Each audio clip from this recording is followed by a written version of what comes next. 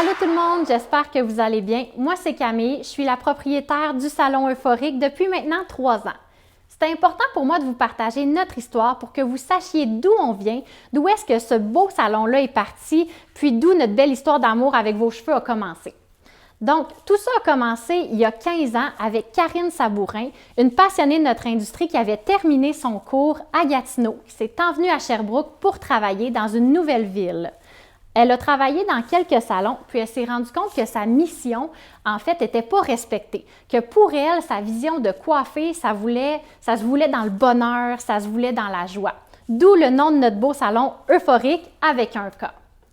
Quelques années plus tard, elle a ajouté de l'esthétique. Quand elle a fondé le salon, il y a plusieurs personnes qui se sont jointes à l'équipe pour coiffer, d'autres pour faire de l'esthétique. Donc, c'est devenu naturellement le centre de beauté Euphorique. Au départ, Euphorique, c'était tous des travailleurs autonomes.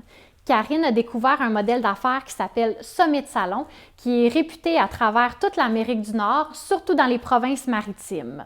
Summit, c'est quoi? C'est vraiment un modèle pour nous aider à devenir des gestionnaires. On est des artistes, on est passionnés, on est éparpillés. Summit nous aide à apporter notre entreprise plus loin. Pour ce faire, elle a été se former à Vancouver. C'était la première au Québec à se former sur le modèle Summit Salon avec passion. Par la suite, elle a inculqué le modèle, ce qui est très difficile à faire. Je tiens à le souligner, là, ça a été un travail de longue haleine pour transformer tous les travailleurs autonomes en employés, mais avec des salaires stables, des excellents salaires, ce qui allait changer notre industrie au Québec petit peu par petit peu. Suite au succès que Karine a eu avec Euphorique, elle a eu l'opportunité en tant qu'entrepreneur d'avoir une deuxième succursale, ce qu'elle a fait. Donc, elle a bâti un deuxième salon à Sherbrooke, ce qui était vraiment exceptionnel à ce moment-là. Il n'y avait pas d'autres salons qui avaient 2 succursales dans une même ville. C'était très avant-gardiste et très beau à voir aller. Pour moi qui étais à cette époque-là étudiante en coiffure, je regardais ça, je me disais « Oh my God, wow! » Je me souviens que j'étais en 2e session quand elle a fait ça, puis je me disais hey, « Si un jour je pouvais travailler là, ça serait exceptionnel. » On se reporte des années avant. Être entrepreneur, on sait, c'est pas facile. Il y a des choses qui sont parfois difficiles, des décisions à prendre.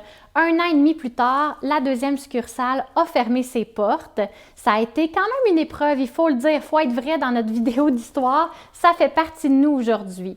Donc, la deuxième succursale a fermé ses portes 1 an et demi plus tard. Ensuite est arrivée une autre grande épreuve dans notre entreprise. Un incendie majeur a ravagé tout le salon. C'était perte totale. Il ne restait plus rien.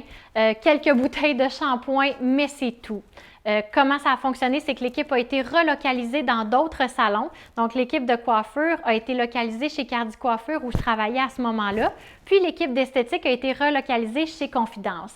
C'était vraiment un moment où on a partagé beaucoup, où l'entraide a été extrêmement présente pour l'entreprise. On a vu comme toute la société de Sherbrooke se regrouper pour aider Karine à relever son salon. Comme c'était perte totale, ça a pris pratiquement 1 an et demi avant de tout reconstruire, que le salon renaisse de ses cendres. Ça a l'air quétaine, mais c'est vraiment ça. Elle a vraiment tout repensé, Karine. Elle a repensé au branding, le décor, le modèle d'affaires, tout ça. Tout le concept a été revu et réimaginé. Donc, ça a été finalement quelque chose de quand même bien. Parce que le salon était neuf, était beau, on repartait à zéro pour continuer de grandir. Suite à ma connaissance puis à ma proximité avec Karine, lorsque j'ai voulu changer de salon, je me suis tout de suite dirigée vers le centre de beauté Euphorique. Moi, j'ai appelé Karine, j'ai dit « J'ai envie de travailler ici depuis super longtemps. Est-ce que je peux m'en venir? » Elle m'a texté, elle m'a juste dit « Oui, viens-t'en coiffer chez nous. » Donc, à 16h, à 9h, je quittais l'autre salon. À 16h, je coiffais ici ma première cliente. 3 ans après être arrivée au salon, Karine m'a passé le flambeau. J'ai acheté le centre de beauté Euphorique. On se transporte janvier 2019. J'achète le salon. Je connais rien de l'entrepreneuriat ou je pense que je connais tout de l'entrepreneuriat. Et la vie m'apprend à mes dépens que c'est pas si facile que ça. Il y a des membres de l'équipe qui partent, il y en a d'autres qui arrivent, ça bouge excessivement. On a à ce moment-là 4 chaises dans le salon. Donc, 6 mois après avoir acheté le salon, je me rends compte qu'on a un besoin criant de chaises. Vraiment, on a de la place pour plus de gens en coiffure. C'est alors que je prends la décision que le 2e étage, ce que vous voyez derrière moi, c'était des cabines d'esthétique. Donc, on a tout rénové le deuxième étage pour que ça devienne vraiment une place 100% dédiée à la coiffure. Ensuite de ça, ça a juste été un beau succès. On a pu accueillir plus de membres de l'équipe. Aujourd'hui, on est 15 personnes qui travaillent au salon. Ça continue toujours de bouger et d'être dans l'évolution. Puis c'est grâce à vous tout ça. Ensuite de ça, évidemment, tout le monde sait que la COVID est arrivée dans nos vies.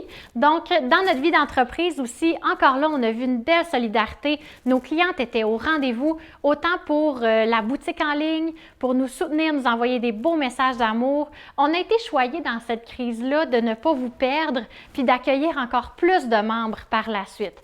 À chaque fermeture, puis réouverture, on dirait qu'on voyait de plus en plus de gens suivre notre mission. Je ne sais pas si c'est parce qu'on s'est tourné vers les médias sociaux pour discuter avec vous, mais bref, c'est une belle entreprise qui est grandissante. C'est grâce à vous. Puis, avec cette chaîne-là, on veut vraiment que vous nous suiviez dans tous les beaux projets qui vont suivre là-dedans. Passez une belle journée, partagez, likez, commentez, puis ça nous fait toujours plaisir. Bonne journée!